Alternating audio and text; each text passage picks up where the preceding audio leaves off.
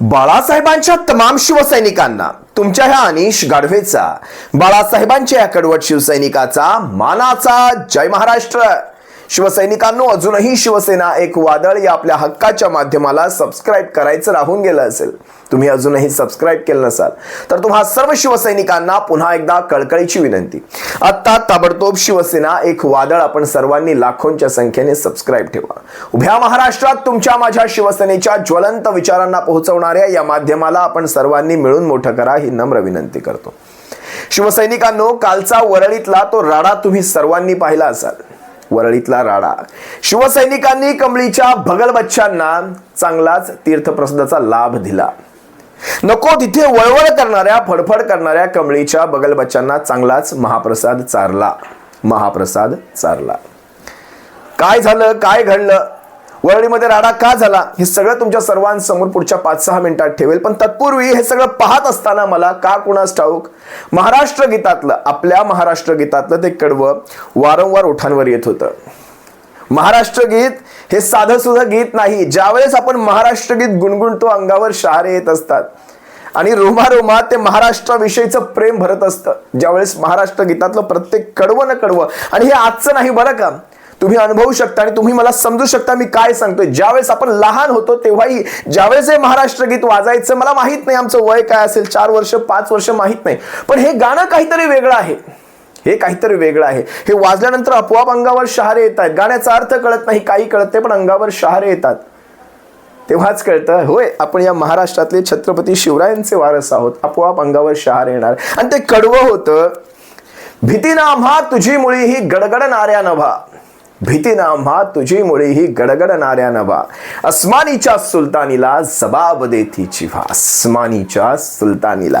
भीतीना आम्हा तुझी मुळी ही गडगडणाऱ्या नभा, अस्मानीच्या सुलतानीला जबाब देती जिव्हा, सह्याद्रीचा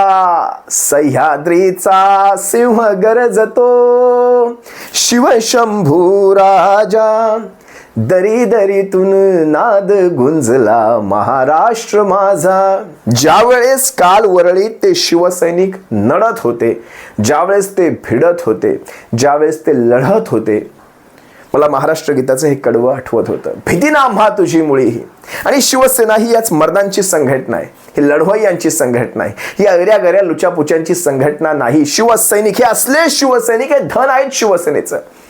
काल विचार करा, 1-2 कामगार कमळीच्या बगलबच्चांनी चोरले आणि 1-2 कामगारांना घेऊन त्या हॉटेल रेजिन्स वरळीतलं ते इथे आपला बोर्ड चिटकवला, स्वतःचा बोर्ड चिटकवला, जणू काही आता ही रेकग्नाइज कामगार संघटना आहे। आणि रेकग्नाइज कामगार संघटनेसारखा एखादा स्टिकर चिटकवून तिथे हे आपलं अस्तित्व दाखवायचा प्रयत्न करत होते। तिथे शिवसैनिक पोहोचले, शिवसैनिकांनी त्यांच्या बोर्डचा चौरंगा केला, त्यानंतर तो बोर्ड फुकून टाकला आणि त्यानंतर तिथे घोषणा दिल्या, मुंबई आमच्या साहेबांची, नाही कुणाच्या बापाची। ही वळवळ, ही फडफड, तीही वरळीमध्ये। बघा ना, शिवसैनिकांनी नेमकं तिथे काय केलं, कशा प्रकारे तो कुठला ह्यांच्या संघटनेचं नाव, राष्ट्रीय एकजूट कामगार संघटना, राष्ट्रीय एकजूट कामगार संघटना, जी त्या हॉटेलमध्ये रेकग्नाइज सुद्धा नाही, तिथे भारतीय कामगार सेना आहे। आणि भारतीय कामगार सेना फक्त त्या एकमेव हॉटेलमध्ये नाही बरं का, मुंबईच्या सर्व सर्व सर्व मोठ्या आस्थापनांमध्ये भारतीय कामगार संघटना, भारतीय कामगार सेनाच आहे, शिवसेनेची भारतीय कामगार सेना। मला आजही अभिमान वाटतो या सेनेचा, भारतीय कामगार सेनेचा। एवढ्या सगळ्या ह्या गृहयुद्धामध्ये या भारतीय कामगार सेनेने आपलं अस्तित्व अगदी आहे असं कायम ठेवलेलं आहे। भारतीय कामगार सेना अगदी किंचितही डळमळली नाही, कुठेही डळमळली नाही।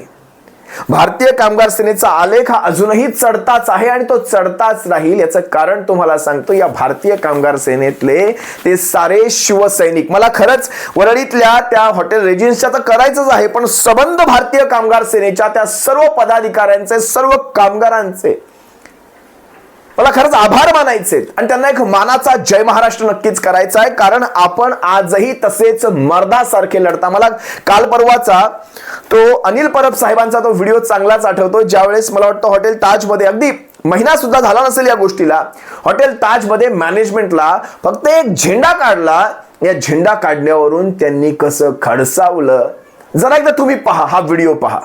ये बोल रहे हैं मेंबर बन जा नहीं तो तेरे को निकाल देंगे, इस तरह से मेंबरशिप जमा कर रहे हैं.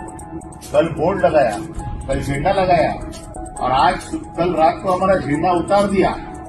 कल आज सुबह मैंने किसी को मैसेज भेज दिया तो डर के मारे मैं आ रहा हूं ऐसे पता चला तो तुरंत झंडा लगा दिया फिर से. अगर झंडा नहीं रहता था ना तो आज मैं सबके कपड़े उतार के लेके जाता था. तुमच्या शब्दाला मान देऊन मी आतमध्ये येत नव्हतो. मी काय सांगितलं, मी चहा प्यायला जातोय सगळ्यांना. तुम्ही सांगितलं शिष्टमंडळ घेऊन या, मी तुमच्या शब्दाला मान दिला, मी शिष्टमंडळ घेऊन आलो. शिष्टमंडळ घेऊन आलो. मी तुम्हाला काय सांगितलं, एकही चुकीची गोष्ट होणार नाही आणि मी दिलेला शब्द मी पाळतो नेहमी. त्यांना दिवशी मारायचं असेल ना मी सांगून मारीन यांना. अनिल परब साहेब म्हणतायत, जर हा झेंडा मला इथे दिसला नसता ना तर तुमचं काही खरं नव्हतं. तुमच्या सगळ्यांचे कपडे मी काढले असते. आणि हे सगळं प्रशासनाला जागेवर ठणकावणारे हे भारतीय कामगार सेनेचे आपले नेते अनिल परब साहेब.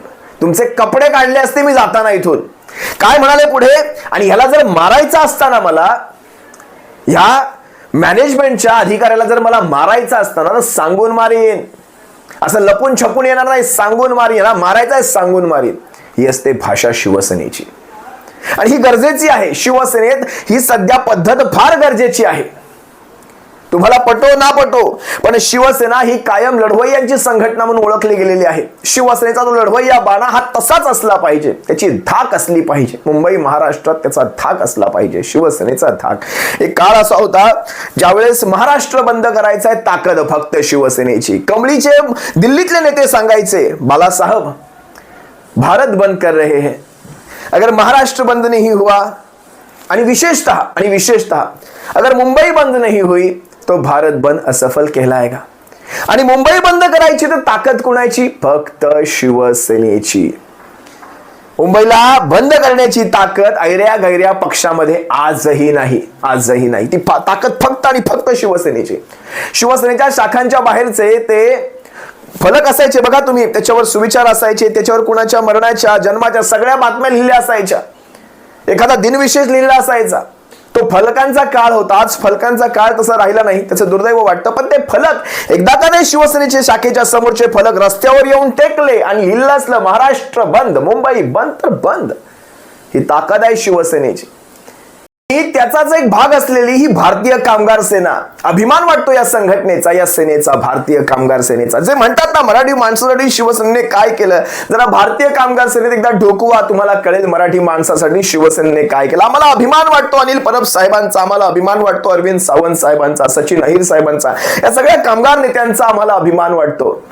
भारतीय कामगार सेना आजही तशीच मजबूत आहे, भविष्यातही तशीच मजबूत राहील. काल ज्यावेळेस वरळीमध्ये असा स्टिकर चिटकवण्यात आला, असा एक चोरी छुपे काय म्हणतात असं येऊन स्वतःचा तो स्टिकर लावण्यात आला, त्या स्टिकरचा कसा चौरंगा शिवसैनिकांनी, भारतीय कामगार सेनेच्या सर्व शिवसैनिकांनी केला, एकदा पाहायचा आहे. कसा तो स्टिकर काढून फाडून तोडून चोळून मोडून फेकला, जरा एकदा पहा.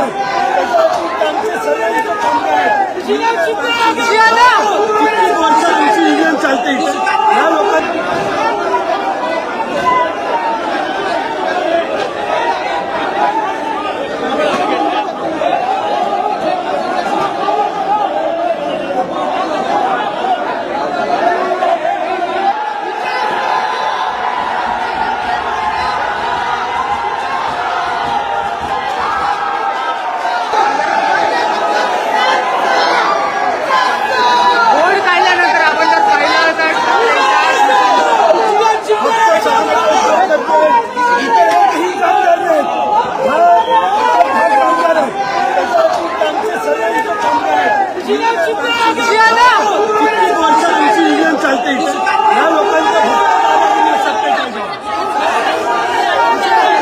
सांगा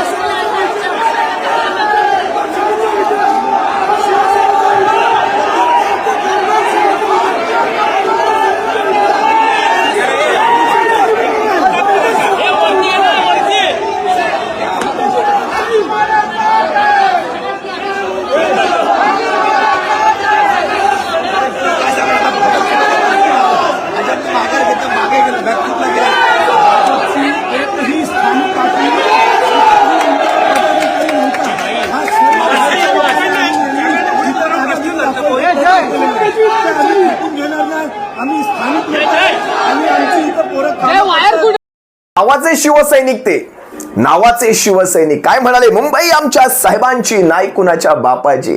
त्या बोर्डाचे झालेले लहान लहान तुकडे, त्या बोर्डाचे लहान लहान तुकडे, ते चोळामोळा त्या बोर्डाचा खूप काही सांगून जात होता.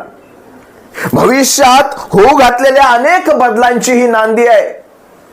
तो एक फक्त प्रातिनिधिक बोर्ड आहे, पण तो बोर्ड, तो फलक, त्या कमळीच्या, त्या कामगार संघटनेच्या फलकाचा तो चोळामोळा खूप काही सांगून जात होता. त्यांचं म्हणणं आहे की ते बोर्ड लावायचं नाही आणि आमचा बोर्ड त्यांनी लोकांना फाडला. हा, लावल्या बोर्ड त्यांनी पोलिसांसमोर फाडला. पोलीस होते त्यांच्यासमोर त्यांनी बोर्ड फाडला आमचा. आणि आमचे कामगार आमच्या बरोबर आहेत. आम्ही काय कोणा जबरदस्ती करून आणलेलं काय, युनियन बनवून आमची कामगारांचे जे सहाय्य आहेत त्यांनी आम्हाला 200 लोकांनी सहाय्य दिले आहेत. त्यामुळे आम्ही इकडे आलोय. आम्ही काय जबरदस्ती आलो नाही. आज तुम्ही बघत असाल ते भविष्यात कमळीला खूप काही सहन करायचंय. ज्यावेळेस तुम्ही घाव शिवसेनेवर घातला, तो घाव आता तुमच्या जिव्हारी बसणार, हे मात्र तितकंच नक्की. जरा पहा ना त्या बोर्डाचा चोळामोळा कसा झाला.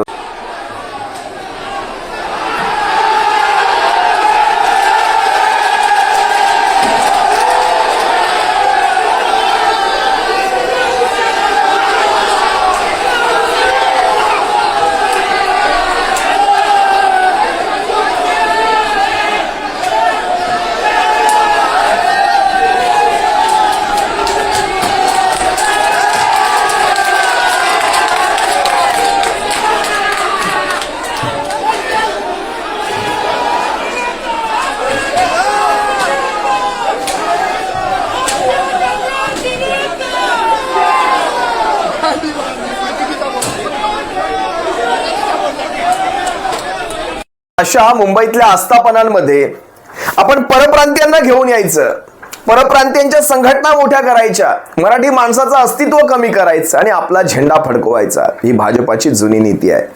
मराठी माणसं लढवत ठेवायची आणि आपले झेंडे फडकवत ठेवायची, ही भाजपाची नीती आहे. या हॉटेलमधल्या कर्मचाऱ्यांनी, ज्यावेळेस मी काही फुटेजेस बारीक पाहत होतो, मला त्यात काही कर्मचारी सुद्धा दिसले. त्या कर्मचाऱ्यांनी ज्यावेळेस हा बोर्ड फाडताना पाहिला, त्यांनी कसा आनंदोत्सव साजरा केला हे देखील तुम्हाला पाहणं तितकंच गरजेचं आहे. कारण त्या आस्थापनांमध्ये काम करणारे मराठी कर्मचारी हे सारं पाहतायत की कशा प्रकारे आता इथे घुसखोरी होणार आहे, कशा प्रकारे परप्रांतीय भरले जाणार. हे अशा प्रकारचे कामगार एकजुटीचे कसले ते कामगार संघटनांचे बोर्ड लावून ही कमळी तिथे शिरकाव करणार आणि ते परप्रांतीय घुसवणार, मराठी माणसाचा टक्का तिथे देखील कमी करणार. त्या कामगारांनी कशा प्रकारे आनंद साजरा केला एकदा पहा. वायर कुठे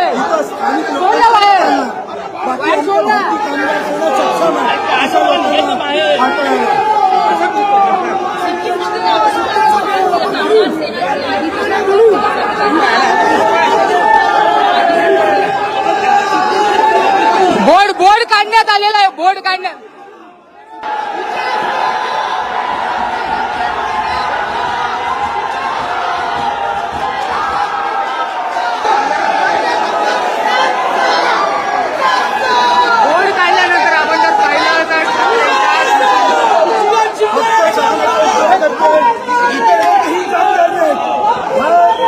कामगारांच्या चेहऱ्यावरचा तो आनंद खूप काही सांगून गेला. मगाशी महाराष्ट्र गीताचा उगाच उल्लेख नाही केला. काळ्या छातीवरी कोरली अभिमानाची लेणी, पोलादी मनगटे खेळती खेळ जीव घेणी.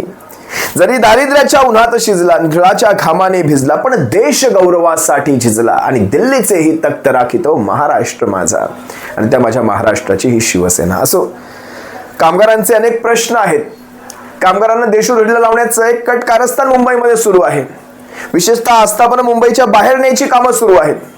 अशा परिस्थितीमध्ये आपल्या संघटना, कामगार संघटनांना कमजोर करून आपली माणसं, आपले बगलबच्चे तिथे भरवून आपला तिथे झेंडा फडकवण्याचं काम कमळी करत होती. बघा ना, म्हणजे जर तुमची रेकग्नाइज संघटना असती, ती तुमची कुठली संघटना, राष्ट्रीय एकजूट कामगार संघटना जर रेकग्नाइज असती तर मॅनेजमेंट खाली आलं असतं तो बोर्ड लावण्यासाठी तिथे. पण मॅनेजमेंटचा एकही पदाधिकारी तिथे उपस्थित नाही. स्वतः येऊन स्वतःचं स्टिकर चिटकवलं, स्वतःच्या स्टिकरचं अनावरण केलं आणि म्हणतायत मॅनेजमेंटने सांगितलं होतं आम्हाला. शिवसैनिक तिथे उपस्थित असलेले शिवसैनिक काय म्हणाले पहा. हा कामगार आहेत, तो युनियन स्थापन करणार काय?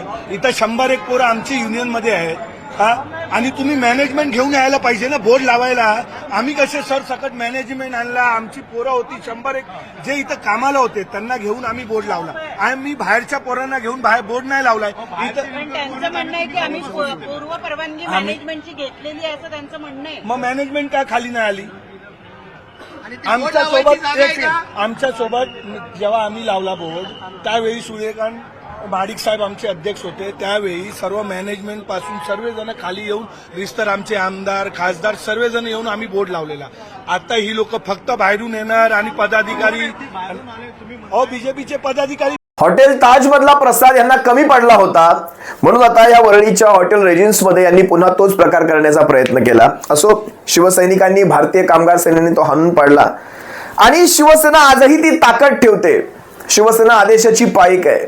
महाराष्ट्राचं, मुंबईचं कुठेही वातावरण खराब होऊ नये त्यामुळे ज्यावेळेस गद्दारी घडली त्यावेळेस शिवसैनिक शांत राहिले. पक्षप्रमुखांच्या आदेशान्वये ते शांत राहिले.